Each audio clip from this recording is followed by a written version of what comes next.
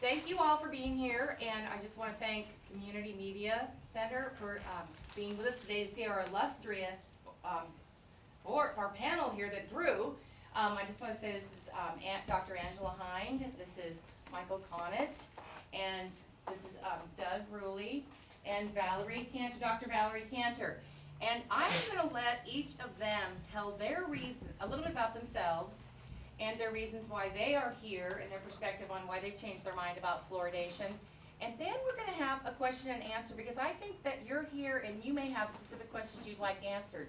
2 attorneys and 2 doctors, I think you're going to get the kind of answers that you'd like. So, Angela, would you like to start? You kind of have started, but did you have more that you want to say about the movie that will come out in October that the Community Access Channel will be able to film the 3rd week in October? Look forward to that to be filmed on the channel, and so you can watch it then, called Our Daily Dose.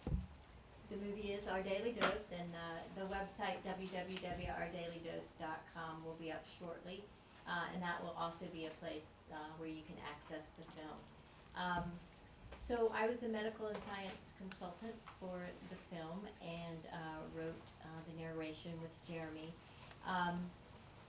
As I mentioned previously, I'm very interested in this intersection between health, what we eat, and what toxins to which we're exposed. And I'd probably throw stress and lifestyle and mental stress in there as well. And fluoride is such an interesting issue because it's always kind of gotten this pass when it comes to being an environmental toxin.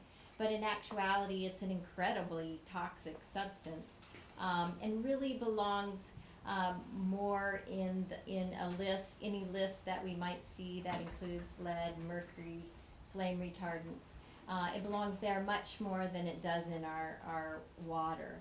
So ingesting fluoride from a medical standpoint really just makes absolutely no sense. And so that's what brought me to being asked to help with the movie and here tonight. So Michael Connett, so glad to have you here. His father has come twice to this community, Paul Connett, many of you know him, the book, The Case Against Fluoride, and we get him. We're so excited. Well, thank you very much. I got involved with fluoride quite a long time ago now. I was in college in northern New York, and I didn't know anything about fluoride. I'm actually embarrassed to say what I thought fluoride did in toothpaste. I didn't know anything about fluoride. But our little town of Canton, New York, was deciding whether to continue fluoridating its water. And so my parents, my dad, who's very involved in environmental health issues, they started researching it. And my dad is a chemist, and for years he completely dismissed concerns about fluoride. He thought anyone who thought that fluoridation and fluoride was harmful just completely got fundamental principles incorrect, that they were mixing up fluorine with fluoride. So he never gave it any credence. But then he started actually reading the science. He started reading the literature. And he was really surprised and shocked at the amount of really serious concerns that were being sort of expressed but yet ignored. I think it's worth saying your mom asked him to read about it. So ladies. It's true. It's true. It's absolutely true. My mom really takes either all the blame or all the credit, whichever way you look at it. But so at that point, that was back in the late 90s. And I just started working with my father on the issue and ended up really just getting completely into the weeds. I spent 8 years full-time researching fluoride. I was a co-founder of the Fluoride Action Network, and then I went to law school, and I've been involved. I'm an attorney right now, and I kind of had to take a step back, away from this crazy issue. But I have now started to get back involved in a more, and I expect to actually get even more involved starting in November. So it's great to be here, and I'm looking forward to helping answer any questions that people have. Great. Hi, everybody. I hope it's okay if I stand if I talk. I think it comes from being in court fairly frequently.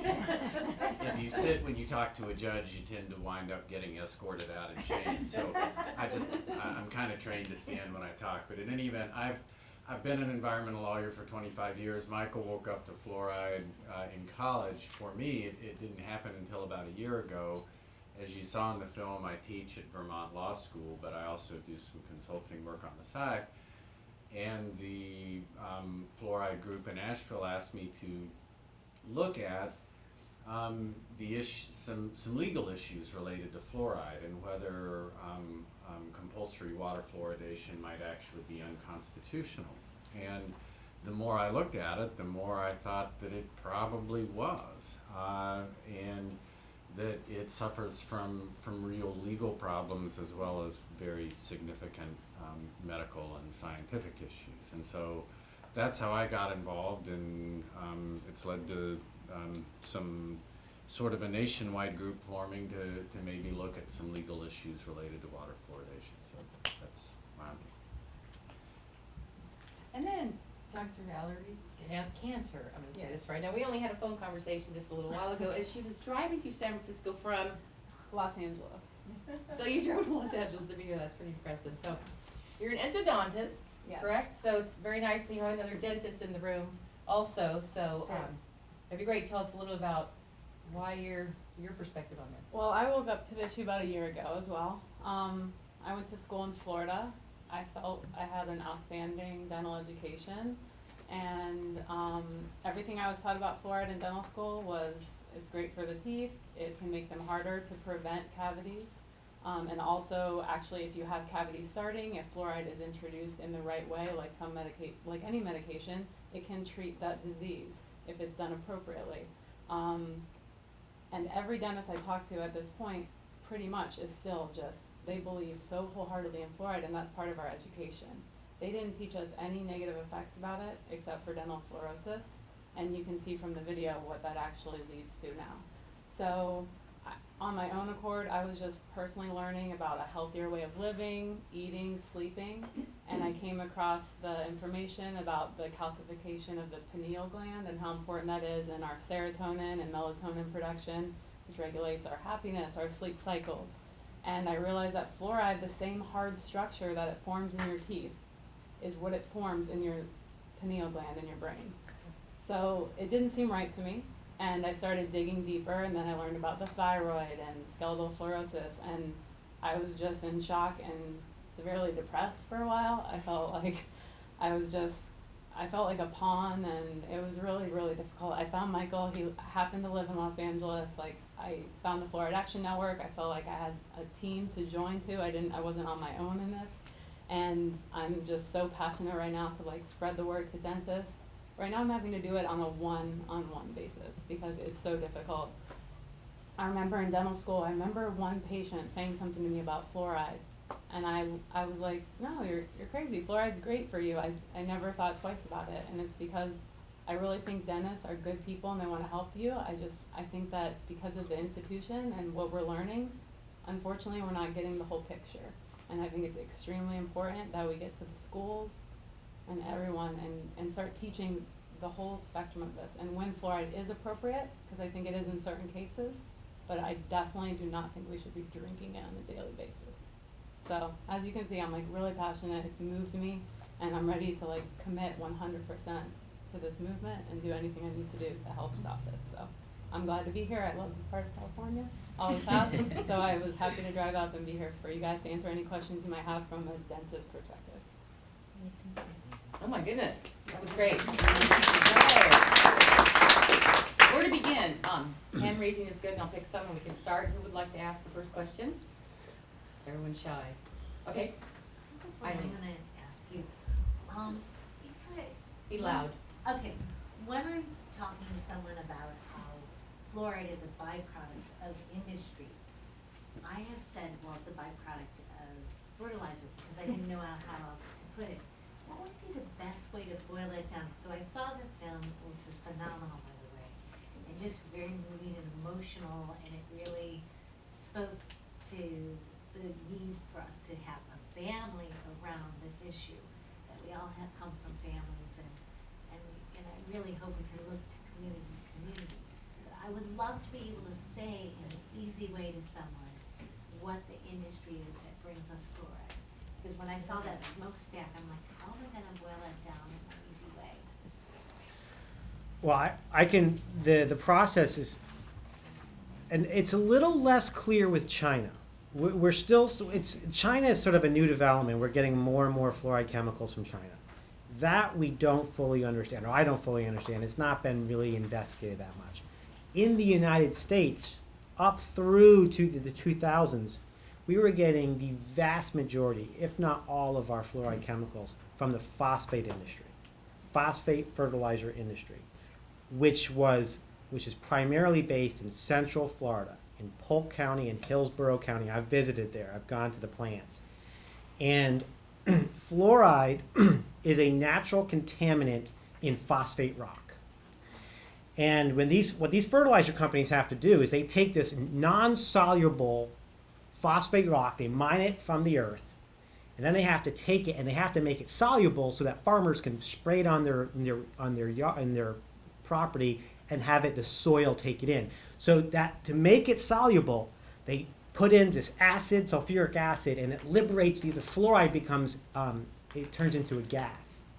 So the fluoride turns into a gas, and up through the 1950s, 1960s, these phosphate plants didn't trap that gas. They let the gas just vent into the atmosphere. And that caused massive environmental harm. The cattle population in Polk County and Hillsborough County pretty much was decimated because cows, it's a very telltale sign of fluoride pollution. A cow living downwind of a fluoride plant will eat the grass, and the grass accumulates the fluoride. And the cows will eventually start walking on their elbows because they have this arthritic disease called skeletal fluorosis. Their teeth start to fall out, so they can't actually properly sustain their nourishment. It's a very damaging disease. But in Florida, you had a really widespread cattle contamination problem. You also had the vegetation, the orange groves were withered. So you had a lot of lawsuits against the phosphate plants, just as with lawsuits against a lot of other big industries like the aluminum industry. But in the 1950s, 1960s, the phosphate plants, out of their own self-interest, financial self-interest, start trapping those gases so they no longer are being vented into the atmosphere. And those gases that are now trapped become hydrofluorosilicic acid, and that is sold for water fluoridation. It's condensed. Yeah, so what happens is as you put the sulfuric acid onto the phosphate rock, that liberates the fluoride gases, and what they do is they have a spray. It's called a wet scrubber, and that's water, just spraying those gases, and it's trapping it in these wet scrubbers. So it's water with the fluoride gases, and that becomes hexafluorosilicic acid, the water plus the fluoride gas. And then, as the film talks about, you have phosphate rock has many other contaminants. Fluoride's not the only one. You have arsenic. Arsenic is the main contaminant in phosphate rock. Besides, that gets into the hexafluorosilicic acid. Then you have a lot of microcontaminants that are in there, like lead is another one.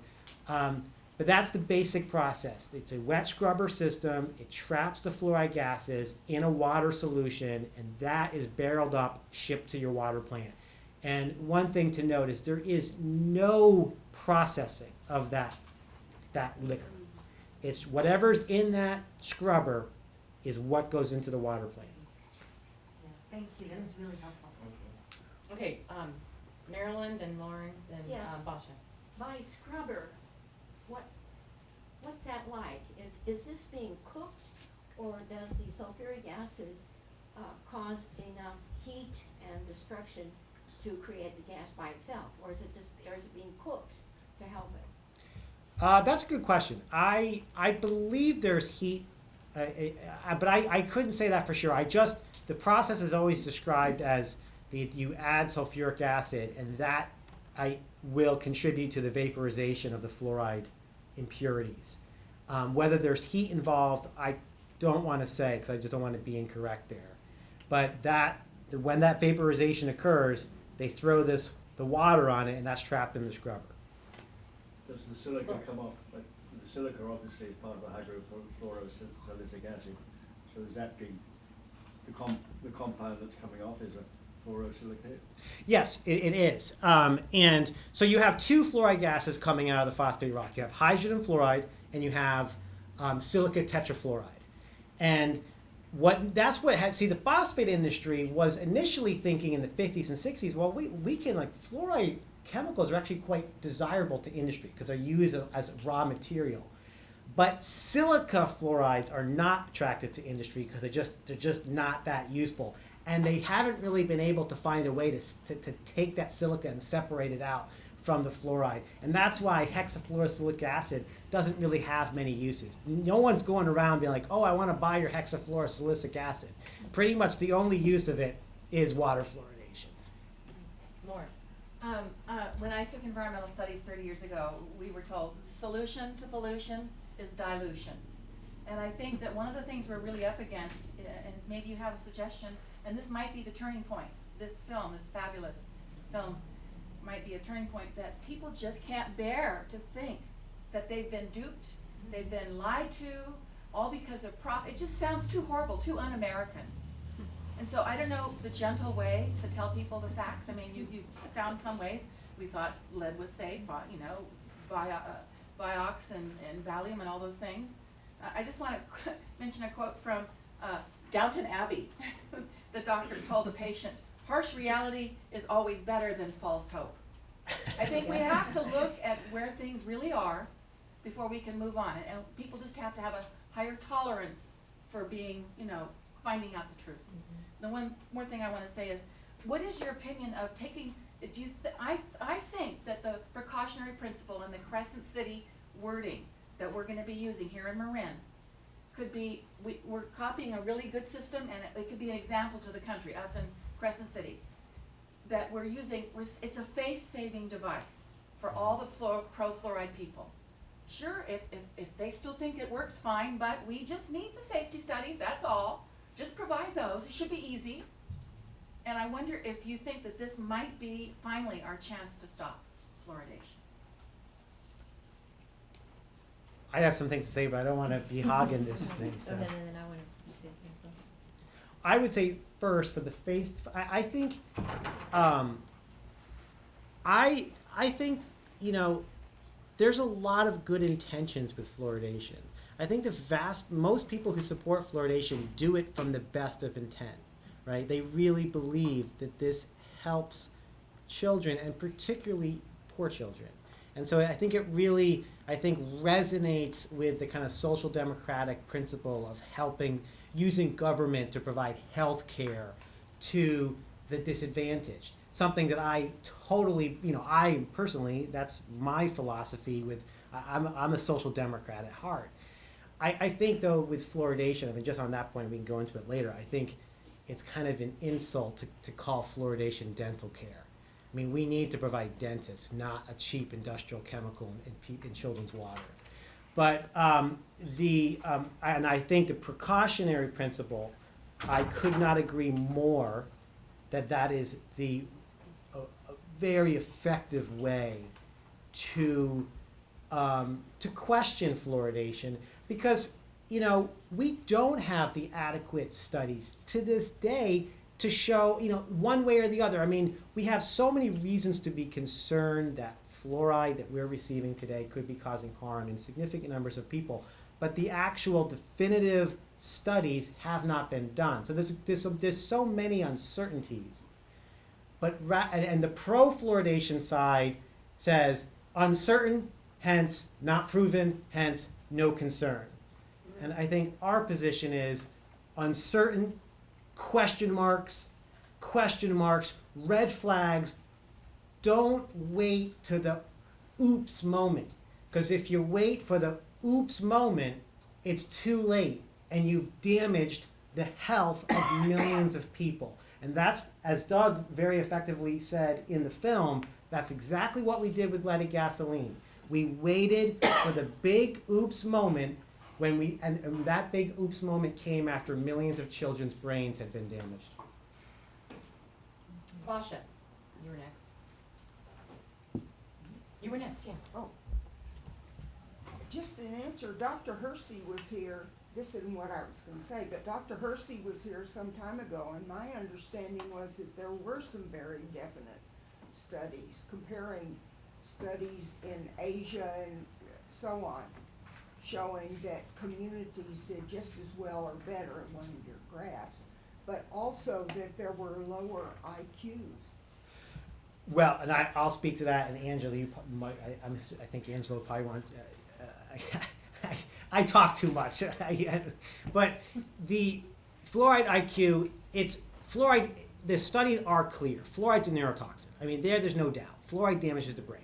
It will damage the brain. And you have over 100 animal studies now. It's clear as night and day. You give an animal fluoride, and you give the other animal no fluoride, and you study it, and their brains. So it's clear that fluoride damages the brain. And at certain doses, it reduces IQ. The question today is, what is that dose? What's the minimum dose that will cause the damage to the brain, that will cause the reduced IQ? That still needs to be teased out. But we have over, right now, I think the latest total is about 47 studies have found reductions in IQ amongst fluoride-exposed children. And I would say that dose is never going to be worked out because everyone is different. And so what dose causes a decrease in IQ in one child is not going to be the same dose that causes a decrease in IQ in another child. And so what we know from developmental neurotoxins generally, like lead and mercury in particular, is that probably there is no dose that is safe for everyone to be exposed to at that critical time in development, i.e. from in utero to about age 15. And so we know enough from a medical standpoint to know that putting it in the water is unhealthy at best, and that's putting it nicely. So I think that when people say in the lay press, I see people quoted as, well, we definitely need to do more research. But that's just not the case. We definitely need to take fluoride out of the water because we know we're at least damaging some percentage of the population. And the way we know that, the best science that proves that, is that we know how many children have dental fluorosis now. It's between 40 and 60% of our children have dental fluorosis now. And we know from science, from out of the Harvard School of Public Health, that dental fluorosis, the degree of dental fluorosis, is directly correlated to the number of IQ points lost.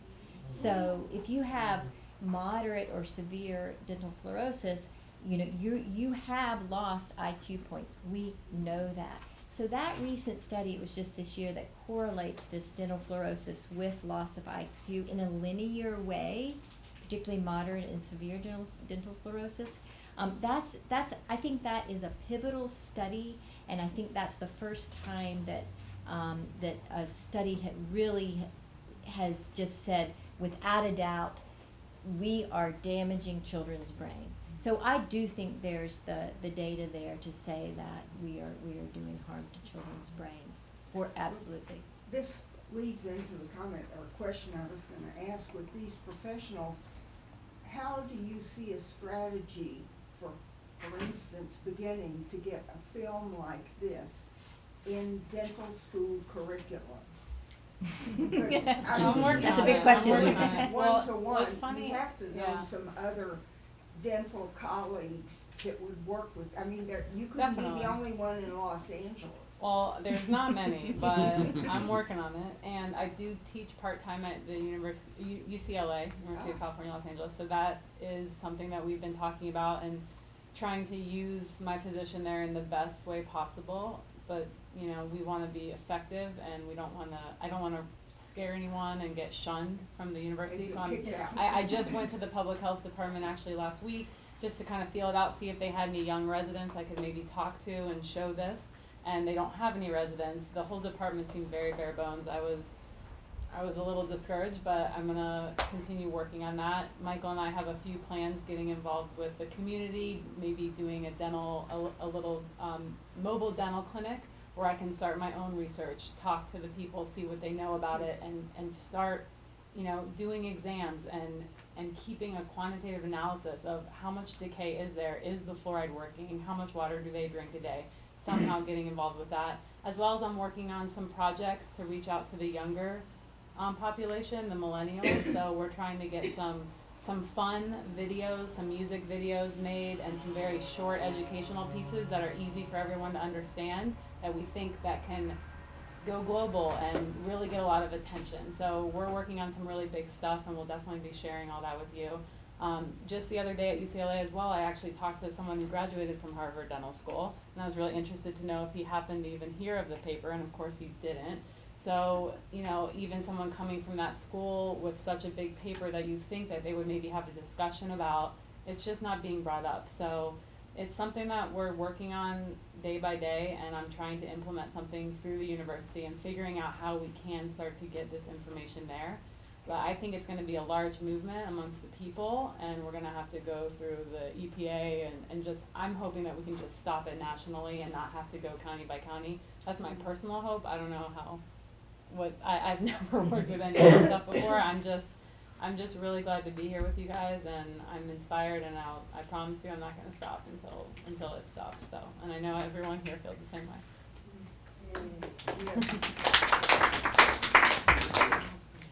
Brian? I have a question and then a little bit of a statement and something. But first, as far as the hydrofluorosilicic acid in Marin, do we know, is that from Florida or is it from China, or do we know the source? It's coming from Brentag in Santa Fe, California, which is only a distributor because the material data sheets talks about that, and then the certificate of analysis is in Chinese part of it. So pretty much, I think it's coming from China, and they're the distributor, and they're getting it to us from there. Their certificate of analysis is Chinese.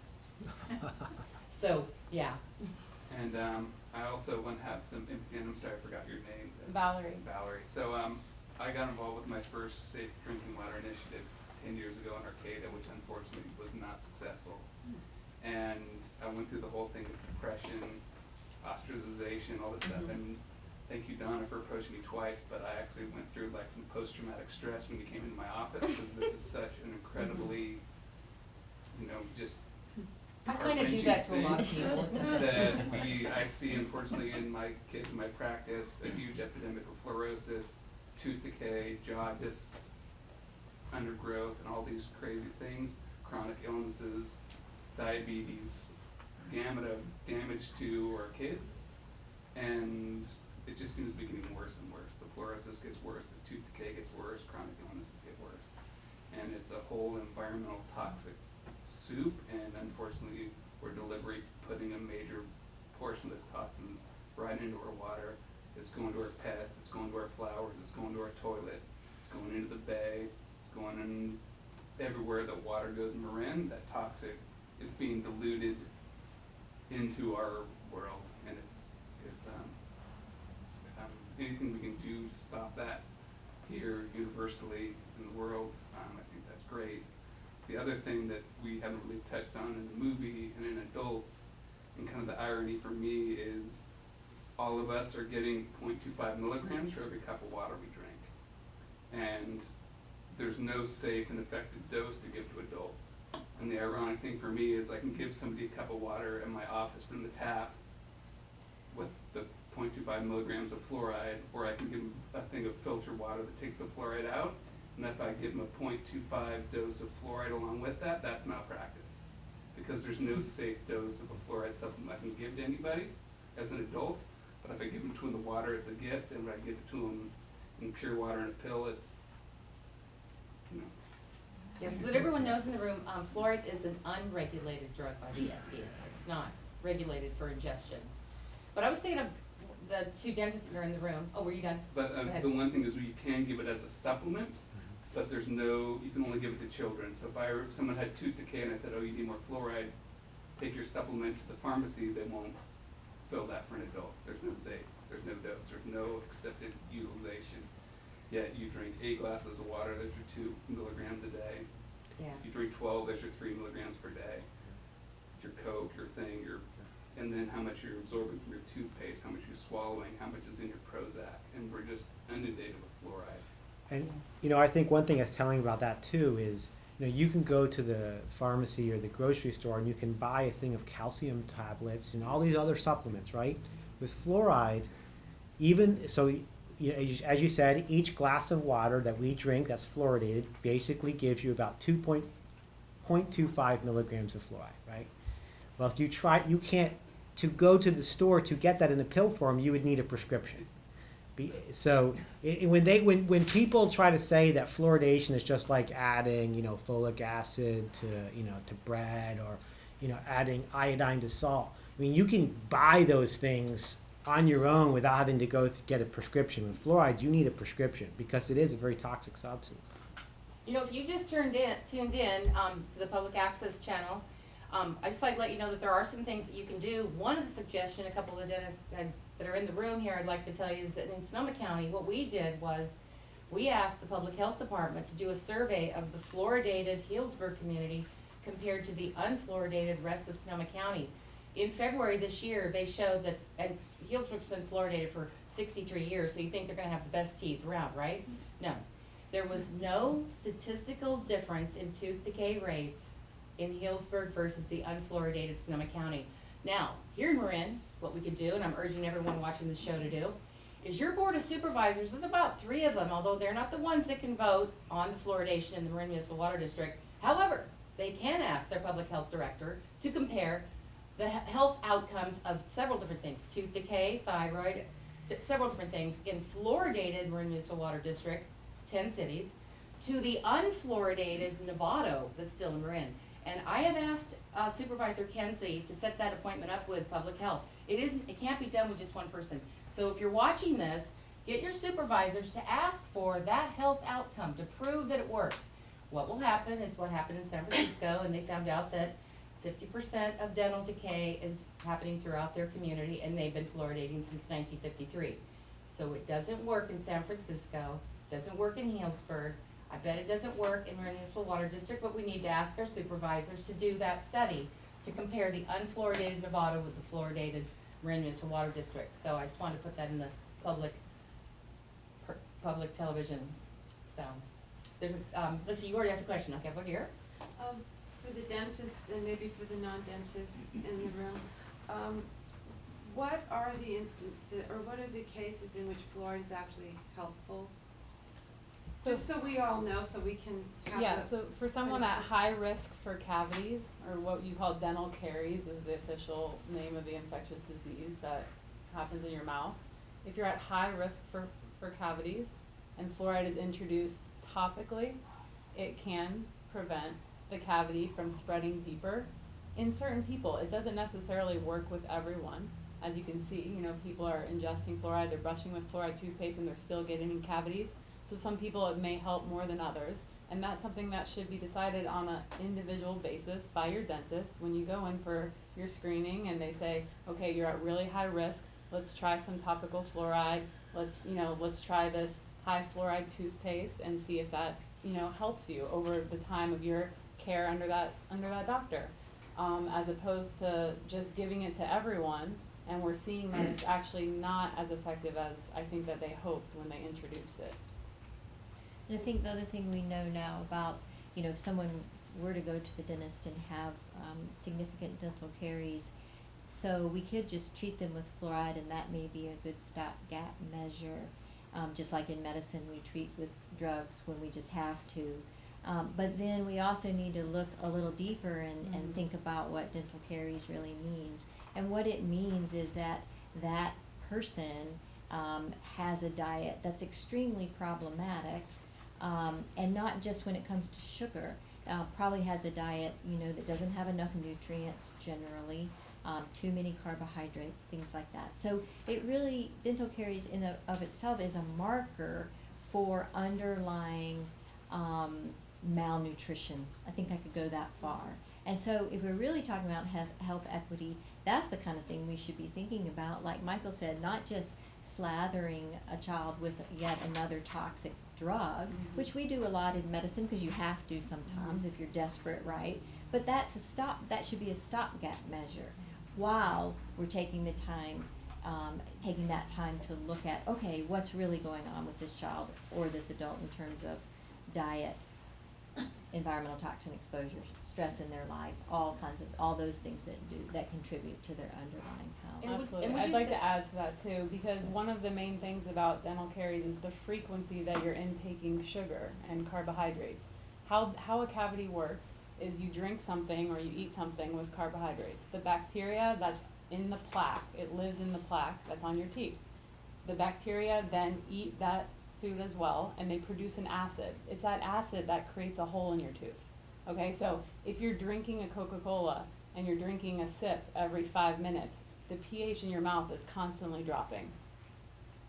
Every time you take a sip, it's dropping, so the cavity's getting a little bit deeper, a little bit deeper. Whereas if you decrease the frequency that you're eating these things, if you drink something quickly as opposed to drawing it out and having it sit on your desk and you're slowly sipping on this Coke for an hour or two while you're working on your computer, that can make a difference. So it's about education and really talking to the person about their diet, what they're intaking, and how they're keeping their teeth clean as well, of course. You know, I was gonna say, as a nutritionist, I think, what happens, I mean, I know you dermally absorb, and the mouth is the most, vascular areas, besides a couple other areas. So you can absorb the fluoride, but isn't it true that, it's pharmaceutical grade fluoride, more or less, that you're using to brush your teeth with? Yes. And it's industrial grade fluoride that's being put in the water. So there's a significant difference. I don't use either, but That's one That's question a good point. I would love to pose to, the people that are spending tons of money to keep fluoridation happening.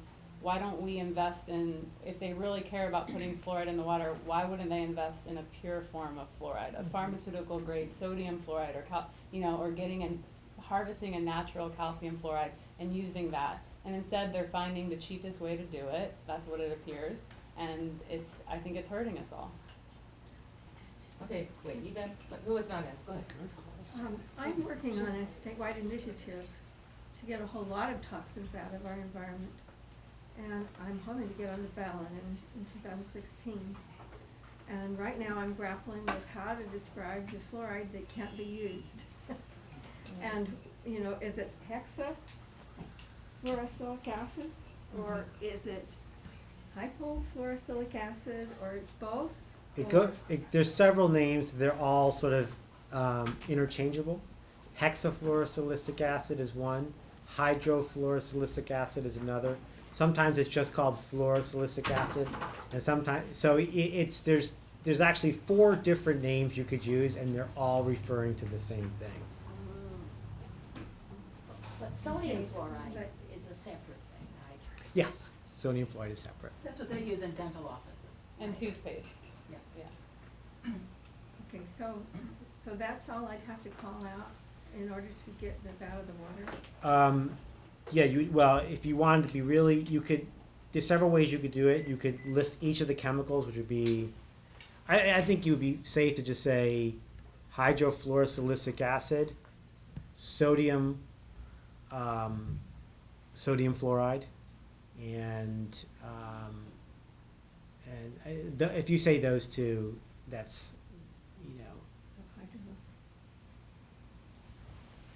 Okay. Okay, I know it was mentioned earlier that there was calcification of pineal gland and discalcification of the structure of certain organs in the body due to the damage by fluoride ingestion, which we're continuously imbibing in every which way, regardless of how many filters we might have, just to live in this world, so to say. And so I was wondering if there are any studies as to what to do to reverse that damage to the body. Is there anything that we know out there that reverses the calcification? There is, unfortunately, the answer is essentially no. What we know is that China today is starting to do research on that question. Because in China you have a lot of people, because of high levels of fluoride in well water, there's a lot of people who have this disease, skeletal fluorosis. Remember we were talking about the cows earlier that got this bone disease from eating the fluoride contaminated grass? Humans get the same disease. And it's this arthritic disease where your spine slowly gets it gets calcified. So your spine becomes one bone. It's just all you hardly can move. So in China, they're looking at various therapies, but it's all so preliminary that you couldn't conclude anything from it at this point in time. And because fluoride, one of the challenges with ingested fluoride is because it does accumulate in your bone, has a very long half-life. The half-life of fluoride in your bone is, I think between 7 to 15 or so years. So it's very difficult to sort of just get it out of your system. But that said, if you reduce your fluoride intake considerably, you will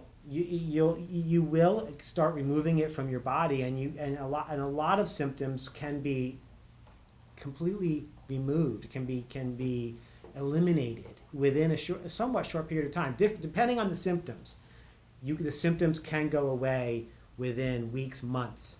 So, but in terms of getting the fluoride out of your body, it's almost impossible. But we do know, finally, that antioxidants and just good diet in general. A good diet is probably your best thing you have as a defense mechanism to fluoride. We have many, many animal studies showing that if they have elevated levels of antioxidants, they have less fluoride damage to any tissue that's studied. So the antioxidants because fluoride does acts like a free radical to a certain extent, and so antioxidants can be helpful. And there are, if people can take my card and call me later, because there are 9 minerals that work together to build bone, and several of those minerals actually actively pull fluoride out of the body. So you have to get with me and I'll give you that list, because I'm not gonna, recite them, although I forgot the anachronism that I have to use. Remember we learned those things in school? Oh, yeah. It's been a long time since I've been in school. But anyway, there are 9 things that make bone, and 3 of those minerals, selenium, zinc, and magnesium and calcium, 4 of those are a part of those 9, and they actively help bind with some of they can help it go out faster. Yes, it takes a long time, can stay for 20 years, especially in your kidneys and your bladders, because your soft tissue really has a hard time getting rid of it. Anyway, okay, let's see, who has not asked a question yet? We'll do this for 5 more minutes, okay? In the first information I received from you, was a mention that there are blood tests to test for fluoride levels. And I've heard to the contrary, so I'm very interested to know what these tests are.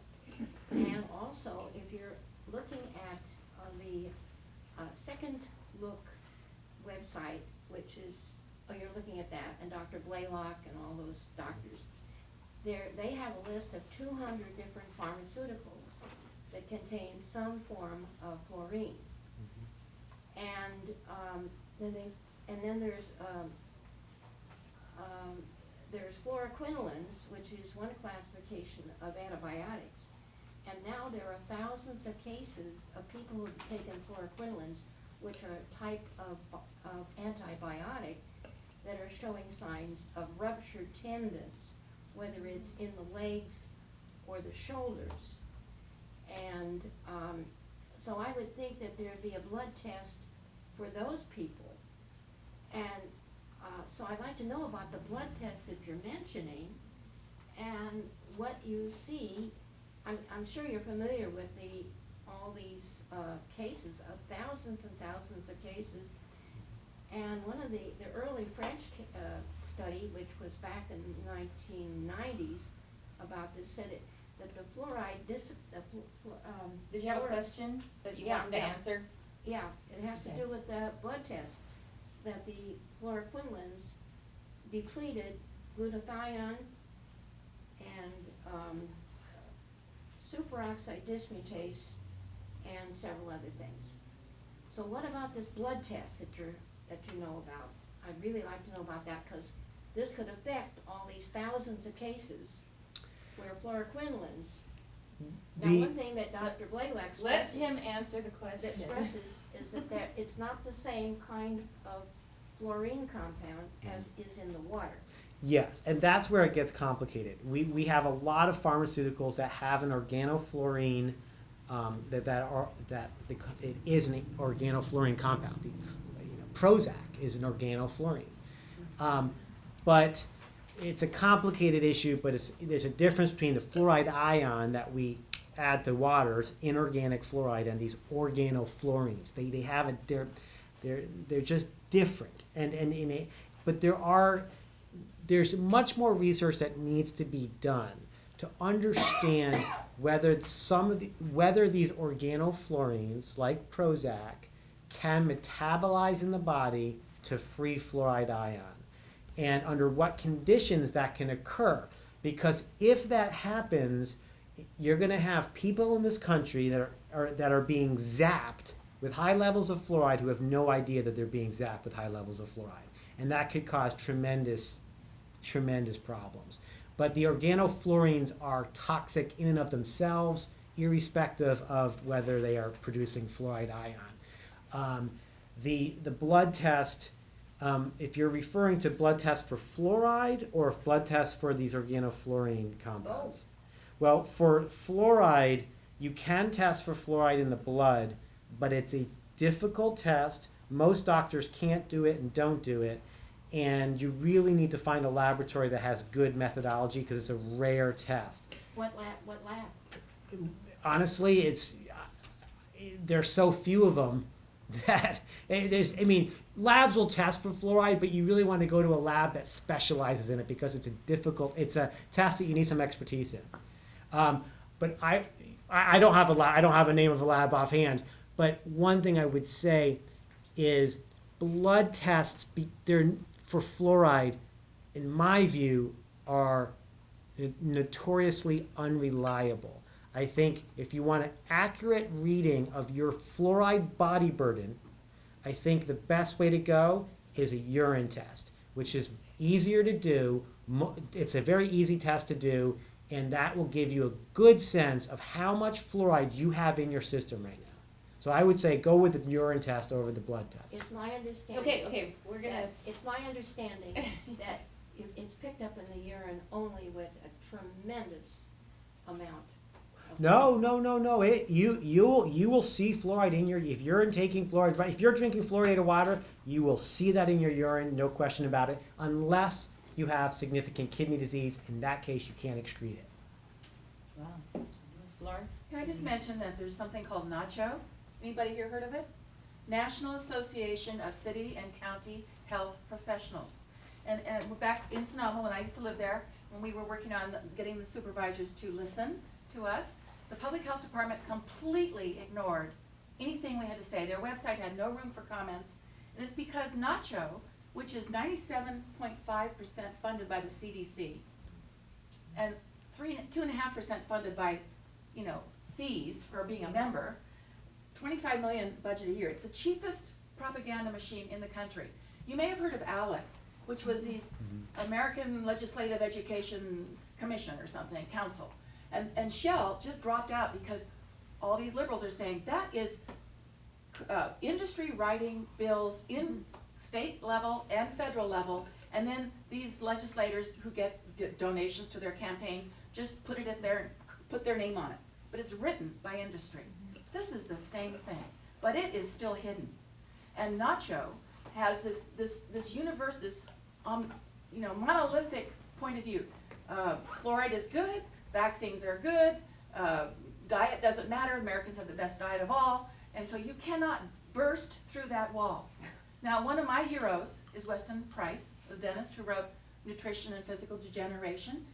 Almost every county in the Bay Area has a chapter from the Weston Price Foundation, and they work to educate people. He came out way, in the 40s saying, fluoridation doesn't work, diet works, and he lost he wrote textbooks, he was president of the Dental Association in Cleveland, but he lost so much credibility because already the forces were working against it. But I think if we expose, sunlight is the best, sanitizer. Let's get some sunlight on NACHO, because that is part of our problem here. That's why you can't ever even have it. Anybody that questions fluoridation will get immediately fired if they work for public health.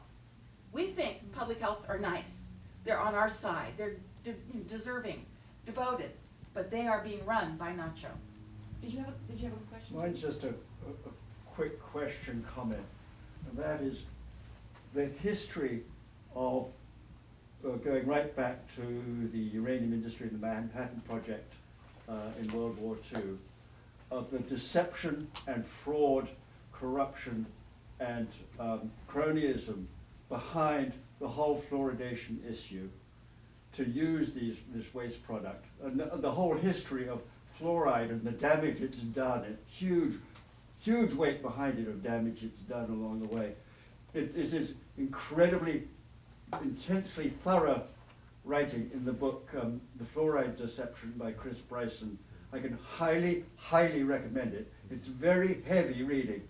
I had to put it aside for a month or two in the middle because I couldn't handle it anymore. It is really intense. It's very well documented, referenced to the nth degree. And so everybody who really wants to know something about the history and background of fluoride in our water must read that book. Great segue. I have a couple of them available in the back of the room. You know, I feel bad that Doug has not spoken. I have a burning desire to ask this question. It's kind of a good segue from Lauren and what you said. Are you at liberty to discuss how you think that a lawsuit at the federal level could work? Can you tell us what you're working on? I know. Don't spill the bag. Well, Spill the beans yet. all I'll say is I do think there's a very valid claim under the 14th Amendment against water fluoridation. Many cases have been brought against water fluoridation. There have been 60 or 70. Interestingly, almost all those cases have been brought in state courts. They almost all lost. A few actually won at trial, but then were reversed on appeal. Almost all those cases were brought in the 60s and 70s, a few in the 80s, a few in the 90s, and there have only been 2 or 3 since 2000.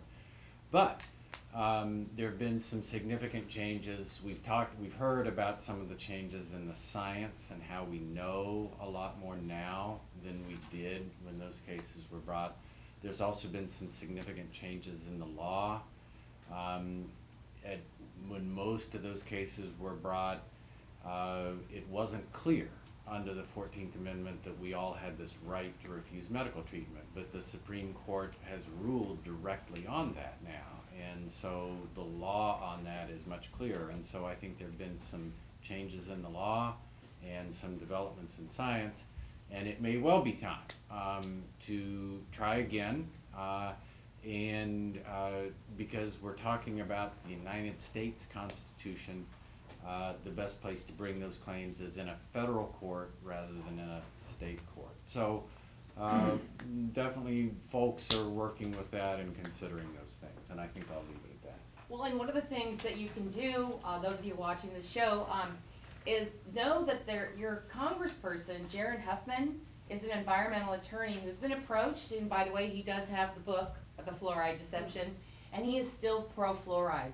So if you're not going straight home and writing him letters that he needs to read the book that he has in his hands right now, and he was once on the Marin Municipal Water District Board.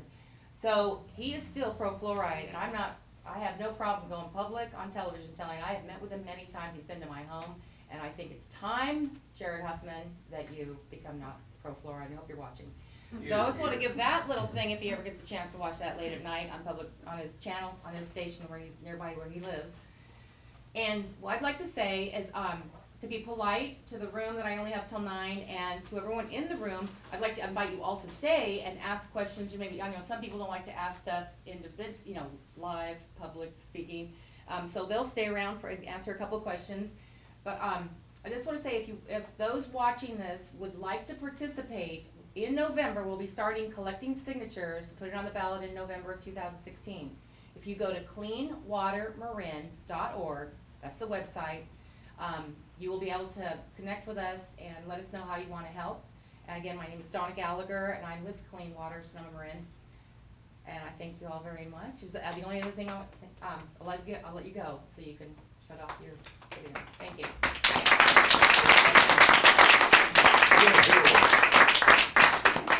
You're done. You're done. You shut it off.